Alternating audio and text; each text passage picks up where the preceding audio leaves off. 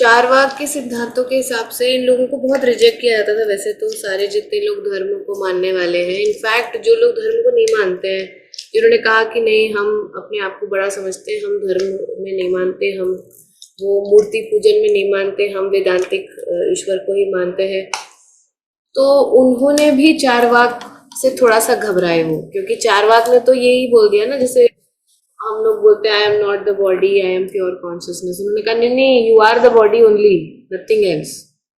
At least you are able to feel everything related to this body, तो this body is more evident than anything else on the planet. तो इसको तो मानो ही पहले, फिर और कुछ मानना नहीं मानना आगे की बात है। पहले जो एकदम प्रत्यक्ष है, प्रमाण है, और सब कुछ तुम उसी के माध्यम से कर रहे हो, तो इसे मान लो। तो चारवाक के हिसाब से कि जब तक जियो प्रसन्न रहो, जिंदगी जितनी है वो इसी समय है, इसके आगे न कुछ न पीछे कुछ, ठीक है। शरीर ही आपके सभी धर्मों का साधन है, शरीर ही सब कुछ है, ठीक है। इससे बड़ा कोई ईश्वर तत्व हो नहीं सकता। ये सब चारवाक के इस तरीके के सिद्धांत है। हम लोग एक दिन किसी दिन चारवाक के ऊपर अच्छे से भी चर्चा करेंगे। ऑल्दो चारवाक के ऊपर ज़्यादा evident material to study available ही नहीं है, और मुझे लगता है काफ़ी हद तक कि वो एक्चुअली में डिस्ट्रॉय कर दिया गया होगा, क्योंकि सभी को, धर्म गुरुओं को और सबको लगा होगा कि अगर ये वाला कंसेप्ट चलता रहा तो बहुत सारे लोग भटकाव में चले जाएंगे, ठीक है। तो फॉर दैट रीज़न चारवाक का जो स्टडी मटेरियल है वो बहुत कम अवेलेबल है। बट फिर भी चाहे आप रामायण उठा लीजिए, चाहे महाभारत, गीता, हर जगह वर्णन चारवाक का हुआ ही हुआ है। ये चारवाक के बगैर, इट्स लाइक जो हमारी गवर्नमेंट होती है ना, उसमें जो ऑपोजिशन पार्टी रहती है, उस तरीके से चारवाक हमेशा हर सभा में आवश्यक है, बट उनका एविडेंस अभी स्टडी मटेरियल ज़्यादा अवेलेबल नहीं है, क्योंकि वो बहुत ज़्यादा ही क्रांतिकारी विचार लेकर के आ रहे थे। अब आज का हमारा जो है टॉपिक, जिसमें हमें काइंड ऑफ ट्राई करना है to prove the existence of God. God exist करते हैं कि नहीं करते हैं, पहला क्वेश्चन। तो कौन से वो गॉड है जिनकी एग्जिस्टेंस को प्रूव किया जा सकता है? अगर आप सोचें कि हम उन गॉड की एग्जिस्टेंस को प्रूव करेंगे जिनके बारे में आपने सुना होगा कि वो कहीं ऊपर बैठे हैं, या फिर अत्यंत धरातल में बैठे हुए हैं और वहां से बैठ करके आपको ऑब्जर्व कर रहे हैं, और जो भी आप करते हैं अच्छा बुरा उस सब का लेखा जोखा बना करके रख रहे हैं। अगर ये आपका मानना है ऐसे वाले ईश्वर, तो इनको प्रूव करना from the place of concept it's very difficult. From the place of belief you can still prove, ठीक है। कि जो लोग भक्ति योगी हैं, जो मानते हैं, जिनको चाहिए कोई एक जिसके ऊपर वो भक्ति भाव रख सके, जो सुंदर हो देखने में, आकर्षक हो, जो उनके मन को प्रेम और तसल्ली देता हो, ऐसे ईश्वर को ना प्रूव करना बहुत मुश्किल है, क्योंकि ये भक्ति योगियों के लिए है। और कोई भी व्यक्ति जो कंसेप्ट्स के माध्यम से या फिर अपने अलग अलग प्रूफ्स के माध्यम से उसे प्रूव करने की कोशिश कर रहा है, वो इसको नहीं समझ पाएगा, इसकी गहराई को नहीं समझ पाएगा। तो हम इस ईश्वर को प्रूव करने की कोशिश ही नहीं करेंगे। हम किस ईश्वर को प्रूव कर सकते हैं? बाय डेफिनेशन जो वैदिक ईश्वर हैं उन्हें हम प्रूव कर सकते हैं, क्योंकि हमारे ऋषि महर्षियों ने वेदों में, उपनिषदों में इन ईश्वर की डेफिनेशन भी बताई है, इन ईश्वर के एविडेंस और प्रूफ भी बताए हैं। अलग अलग प्रकार के दर्शन शास्त्रों के माध्यम से ये ईश्वर जो है कैसे एग्जिस्ट करते हैं, इनकी एग्जिस्टेंस को एक्चुअली में प्रूव भी किया जा सकता है, कंसेप्चुअली प्रूव किया जा सकता है। तो हम वैदिक ईश्वर की ही बात करेंगे और वैदिक ईश्वर को ही प्रूव करने की कोशिश करेंगे फ्रॉम द प्लेस ऑफ दर्शन शास्त्र और डिफरेंट कंसेप्ट्स। तो जब भी आपको कुछ प्रूव करना है तो सबसे पहले आपको ये पता होना चाहिए कि आपको क्या प्रूव करना है ना। जब तक आपको यही ना समझ में आया हो कि प्रूव क्या करना है, तो कैसे करोगे? तो क्या है ईश्वर जिसे आपको प्रूव करना है, ठीक है। अब सबकी डेफिनेशन भी अलग है, इस वजह से जो अलग अलग डेफिनेशन के भगवान है उसको हम नहीं प्रूव करेंगे। हम प्रूव करेंगे जो ईश्वर की वैदिक डेफिनेशन दे रखी हुई है वेदों में। तो यजुर्वेद में अगर आपको रेफरेंस चाहिए, यजुर्वेद में आपको 8वें अध्याय में मिल जाएगी डेफिनेशन एक श्लोक के माध्यम से दी हुई है।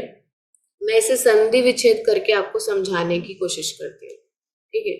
तो सबसे पहली वर्णन जो किया गया है परिअगात, ठीक है, यानी कि जो हर समय हर जगह पर व्याप्त है, वो हो सकते हैं ईश्वर, ठीक है। परिअगात, सब और हर जगह पर व्याप्त। दूसरा शुक्रम, यानी कि शक्तिमान, जिनको महाशक्तिमान माना जा सके, यानी कि सुपरमैन वगैरह जो आप लोग बोलते हैं, सुपर हीरोज, जिनकी सुपर नेचुरल पावर्स है, जो लिमिटेड पावर्स आप देख सकते हैं उससे ज्यादा उनकी पावर होनी चाहिए। अकायम, यानी कि काया नहीं हो जिसकी, काया क्या होती है, शरीर, तो अकायम, जो कि काया से रहित हो। अवर्णम, ठीक है। अब जब जिसकी काया ही नहीं है तो उसको कैसे कोई शस्त्र छेद सकता है, कुछ नहीं हो सकता उसके साथ में, ना। तो जिसको कोई भी प्रकार से आघात नहीं किया जा सकता, जिसको किसी प्रकार की क्षति नहीं पहुंचाई जा सकती, ठीक है। अस्नान्वित, नाड़ी नस मज्जा से रहित, यानी कि अब जो देखिए जिसका शरीर नहीं बना है तो वो किसी चीज से, मटेरियल से नहीं बना है।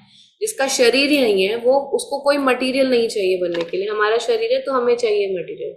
तो जो किसी भी प्रकार की नाड़ी नस और बंधन से रहित है वो है ईश्वर। शुद्धम, यानी कि दोष रहित, जिनका सब हमेशा पवित्र रूप रहते हो।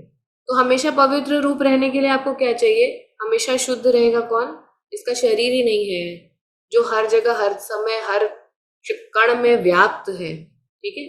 वो हर वक्त शुद्ध भी है, कोई भी अशुद्धि उसको टच करके नहीं जाती है, चाहे वो मटेरियल अशुद्धि हो चाहे वो एनर्जी अशुद्धि हो।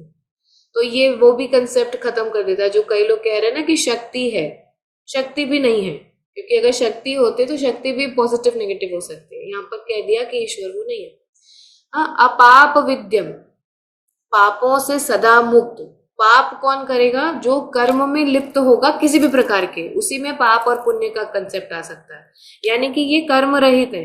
अब आप ये भी कंसेप्ट खत्म हो गया कि ईश्वर ने बनाया, बनाया तो फिर काम हो गया ना, तो यानी कुछ नहीं बनाया। कवि, यानी कि सर्वज्ञ, सब जानने वाले, जिनको सब कुछ पता है, ठीक है।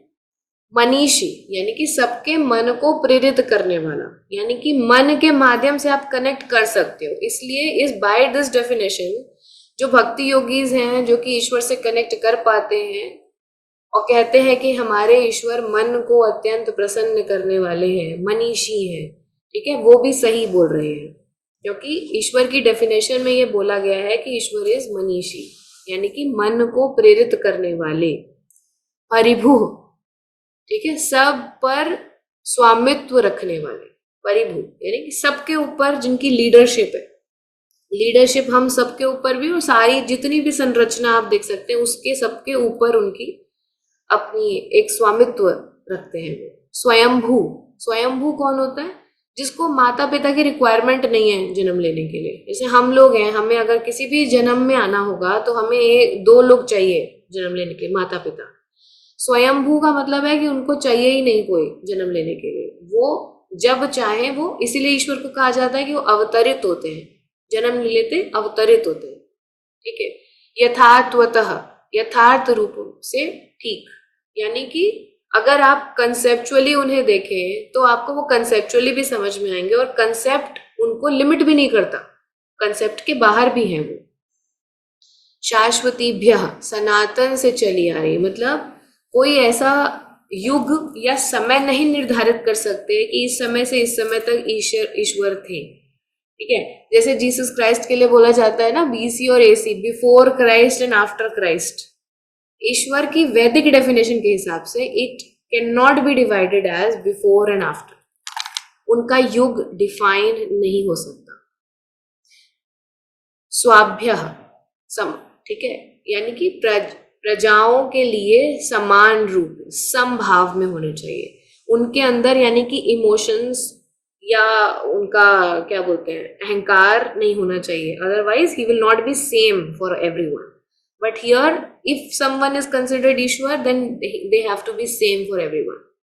अर्थात यानी कि समस्त पदार्थों को व्यदघात, विशेषकर रचना और उनका ज्ञान प्रदान करने वाले, ठीक है।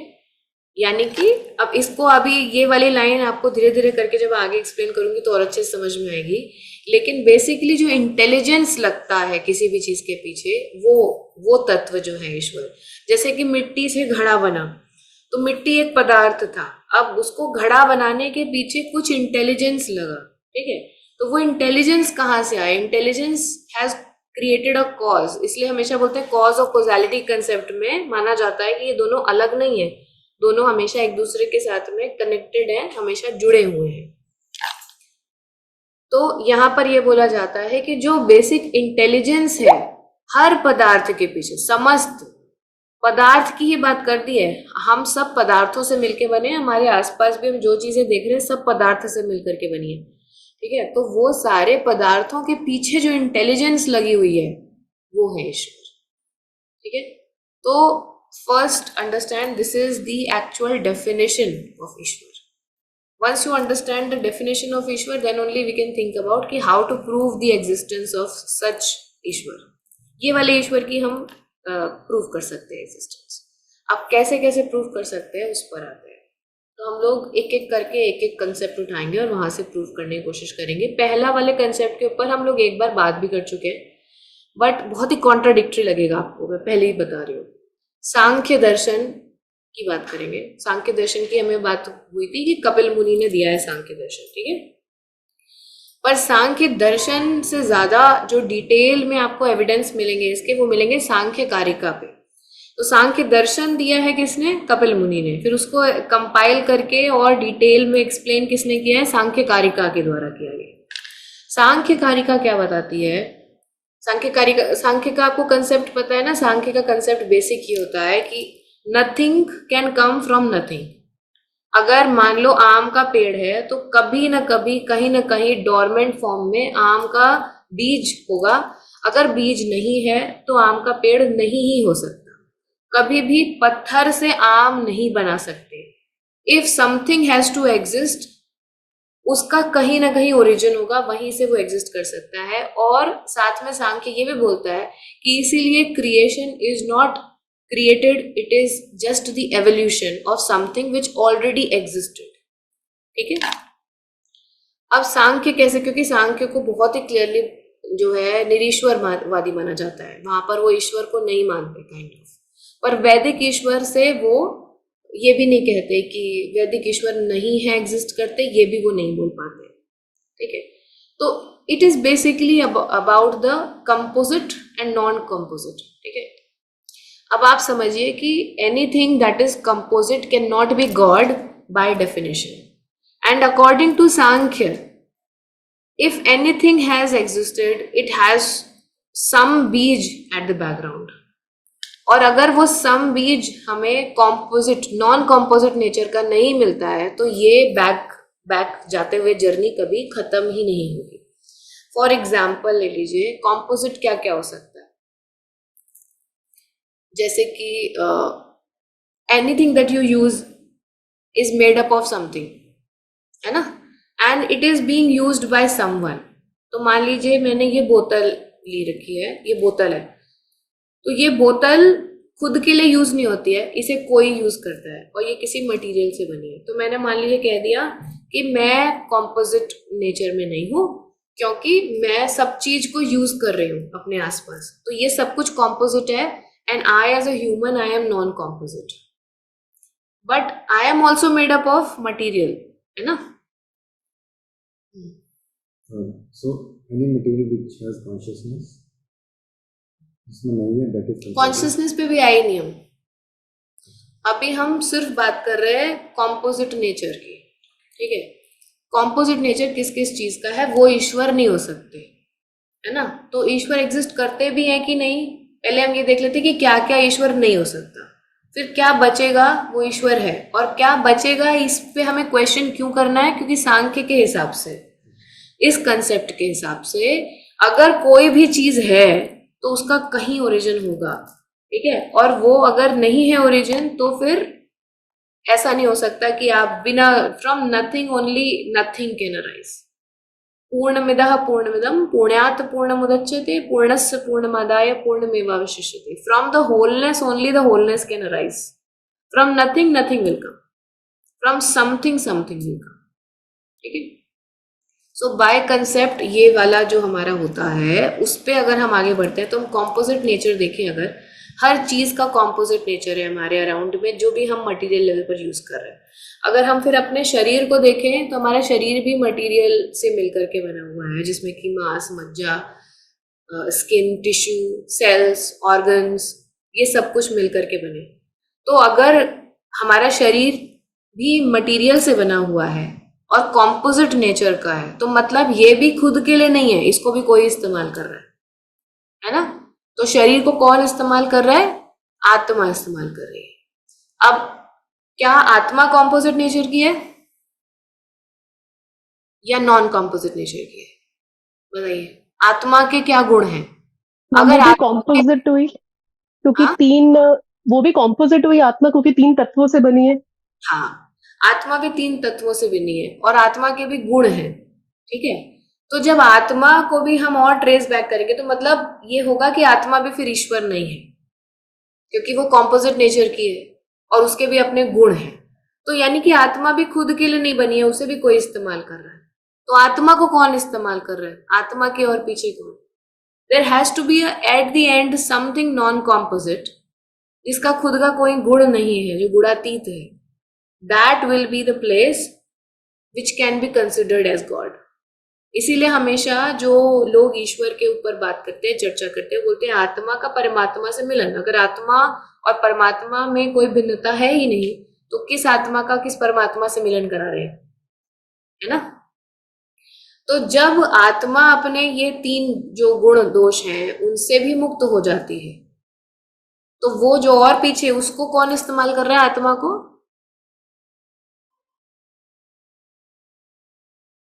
देन यू ईश्वर कैन कंसिडर कि वो ईश्वर होंगे या परमात्मा होंगे, क्योंकि by concept there has to be something which is गुण रहित, which is leading this, which is the intelligence behind this all.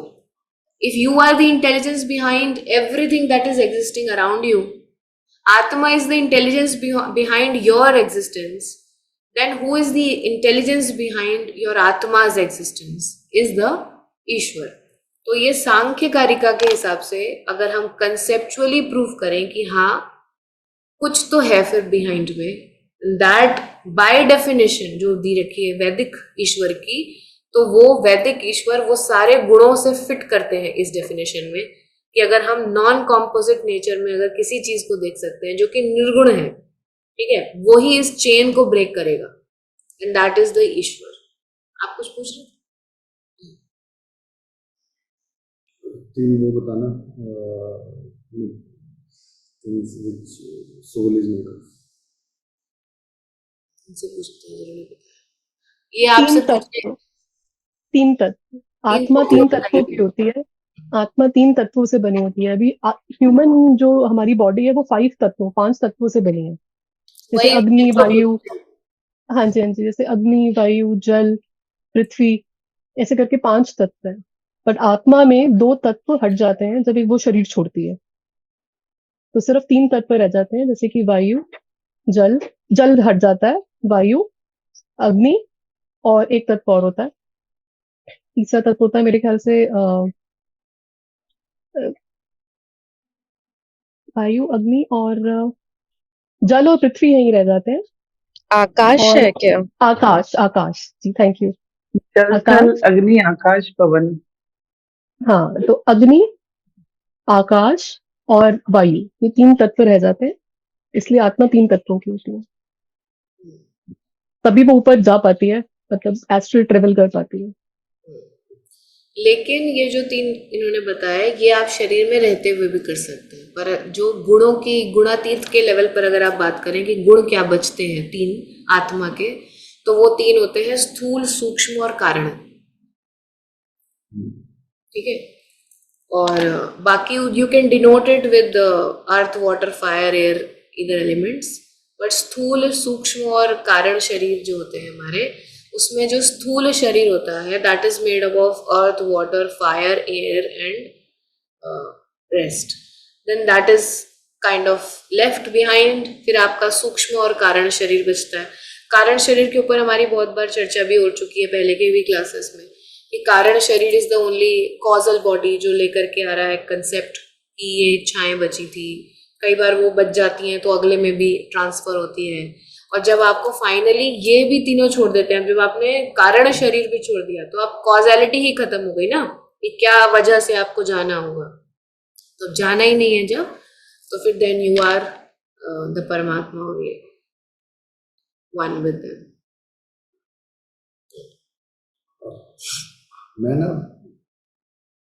अभी भी कन्विंस नहीं हो पा रहा हूँ कि सोल इज नॉट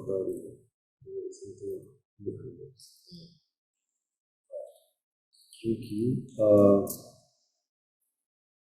आत्मा अपना खुद का डिसीजन, कहते हैं ना हमारी आत्मा ने जीवन चूज किया, असल भूल गए, तो उसका चॉइस तो होती है, तो वो आत्मा है जो कंट्रोल करती हाँ, है। चॉइस, एग्जैक्टली सही बोला आपने। आपने बोला कि आत्मा है तो उसमें चॉइस तो होती है ना। तो जिस चीज में चॉइस हो वो भी ईश्वर नहीं हो सकते, क्योंकि वो तत्व रहित है ना। जिसके अंदर इच्छाएं होंगी वो ही चॉइस करेगा। चॉइस आप किस बेसिस पे करते हैं? अगर आपकी सारी इच्छाएं खत्म कर दी जाएं तो then you can not actually discriminate between good bad. You do not have any choice, you are not bound by the choice, you are everything and everything is you. That very moment you cannot find the choice. जैसे कि एक simple, एक आदमी के दो बच्चे हैं और उसको मान लो एक घर है देने के लिए, तो उसके लिए डिफिकल्ट हो जाएगा चुनना, अगर दोनों एक जैसे बच्चे हैं एकदम, तो वो बहुत मुश्किल होगा। जबकि ये एकदम फिजिकल बात कर रहे हैं हम लोग, है ना। कभी भी उसके लिए बाय कंसेप्ट इतना मुश्किल हो जाएगा चुनना कि किसको दूं। मेरा फॉलोअप क्वेश्चन आता है, हम भक्ति क्यों करते हैं? तो भगवान के पास चॉइस नहीं है, हम कह रहे हैं चूज नहीं करेंगे, वो तो दे ही देंगे जो देना है। भक्ति करो चाहे ना करो, आप कुछ करो चाहे ना करो, जो होना है वो तो होना है। Then why bhakti? So at least Ishwar is not asking you to become a bhakt. That is one way you have chosen yourself to keep yourself aligned on a certain path. जैसे मान लीजिए हम लोग जो ऐसा time table बनाते हैं अपना, तो हमको कोई बोला नहीं है कि आप टाइम टेबल बनाओ। हम क्यों बना रहे होते हैं?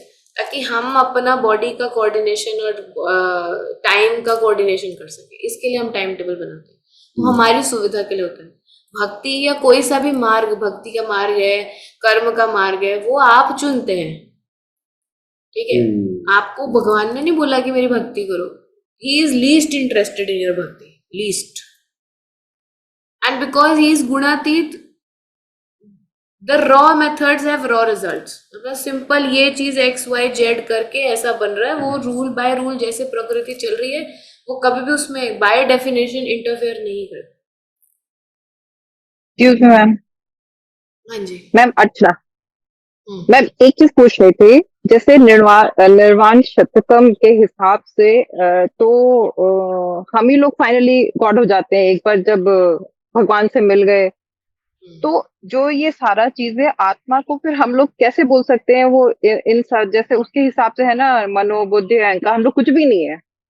और हम लोग कुछ नहीं है तो जो अगर उससे लिंक सारी भावनाएं भी नहीं है, कोई एक्शन भी नहीं है, तो अल्टीमेटली जैसे बाद में फाइनली बताते हैं हम शिवो हम शिवो हम, तो आत्मा ही परमात्मा हो जाती है फाइनली।